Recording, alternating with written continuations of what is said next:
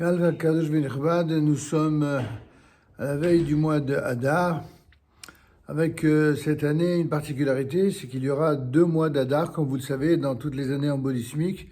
Il y a un rattrapage de calendrier qui se fait différemment dans le calendrier hébreu par rapport à d'autres calendriers. Si par exemple dans le calendrier grégorien, le rattrapage se fait par le décompte habituel des jours, des mois en 30 jours et 31 jours, que plus ou moins un mois sur deux, et avec un mois de février en 28 ou 29 février. Dans le calendrier hébreu, depuis Hillel, eh bien, le rattrapage se fait de façon différente. Il y a de temps en temps une année embolismique, c'est-à-dire une année non pas en 12 mois, mais en 13 mois. Il y a dans le calendrier un calendrier qui est composé de 29 ou 30 jours, et avec 1 ou 2 jours de Rosh Chodesh, c'est-à-dire de jours qui annoncent le renouvellement du mois. Et il y a donc l'année dite embolismique, c'est une année à 13 mois, et non pas 12 mois. Et l'année en 13 mois, ce sera une année où il y aura Hadar ve Hadar. Et comme c'est un mois qui débute par la joie, c'est toujours une année prometteuse de bénédictions particulières, souvent après des moments difficiles. Eh bien, l'année où il y a Hadar ve Hadar, c'est une année qui est prometteuse en bénédiction et en bonnes nouvelles pour le peuple d'Israël. C'est donc la raison pour laquelle, à la veille de ce mois de Hadar, puisque c'est donc vendredi et samedi prochain qu'il y aura le Chodesh Hadar, nous rappelons ici que ce mois d'Hadar est donc le dernier mois de l'année hébraïque, qui dans les textes bibliques est désigné sous le nom de 12e mois, puisque l'année habituelle, c'est une année en 12 mois, même dans les années intercalaires, où il y a comme cette année Hadar 2, eh bien ça s'appelle quand même l'année du 12e mois. Ce mois a toujours 2 jours de Rosh Chodesh, puisque Shvat, qui le précède, compte toujours 30 jours. Dans une année intercalaire, comme c'est le cas cette année, Hadar 1 a également 30 jours, et Hadar 2, par contre, en a 29.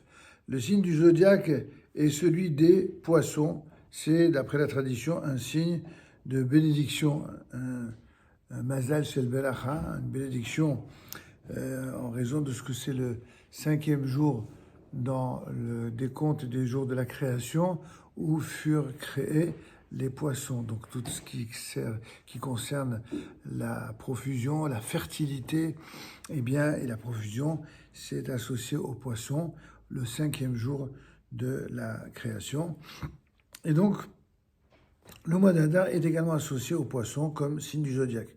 Yaakov Avinu, Jacob, notre ancêtre, en bénissant les fils de Yosef, tel qu'on le voit dans le chapitre 48 de la Genèse au verset 16, a dit qu'ils se multiplient et fructifient à l'image des poissons.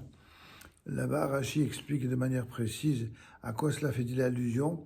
Ils se multiplient sans que le mauvais œil ait prise sur eux. On peut ajouter que la malédiction qui frappa le règne animal lors du fameux déluge de l'époque de Noé, eh bien, n'a pas frappé les poissons. C'est le seul être, le seul élément, mis à part les rescapés de l'arche de Noé, le seul élément de la création qui n'a pas été frappé par la malédiction du déluge. Ce mois est aussi un mois qui porte bonheur au peuple d'Israël, qui est lui aussi comparé aux poissons. De même que ceux-ci, les poissons, ne peuvent vivre que dans l'eau qui est leur élément naturel, de même, Israël ne subsiste et ne résiste aux forces et aux mauvais vents et aux forces contraires que par leur élément naturel qui est celui de la Torah, qui est comparé à l'eau dans de nombreux passages prophétiques. Or, le mois d'Hadar est doublement bénéfique pour l'acquisition de la Torah. En effet, le 7 Hadar, c'est le 7 donc de ce mois, et celui où est né notre maître Moïse, Moshe Rabbeinu, celui qui nous a transmis la Torah.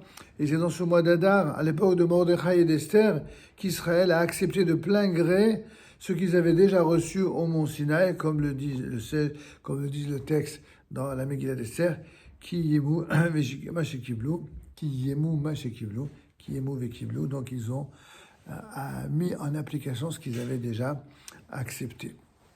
Alors, puisque cette année, c'est une année embolismique où il y a 2 mois de Hadar, Alors gageons qu'avec l'aide de Dieu, ce sera un double mois de bénédiction et de bonheur pour le peuple d'Israël. Et pour ceux qui, parmi les visionnaires de ces petites vidéos, pourraient se poser la question pourquoi on souhaite toujours des bénédictions pour le peuple d'Israël.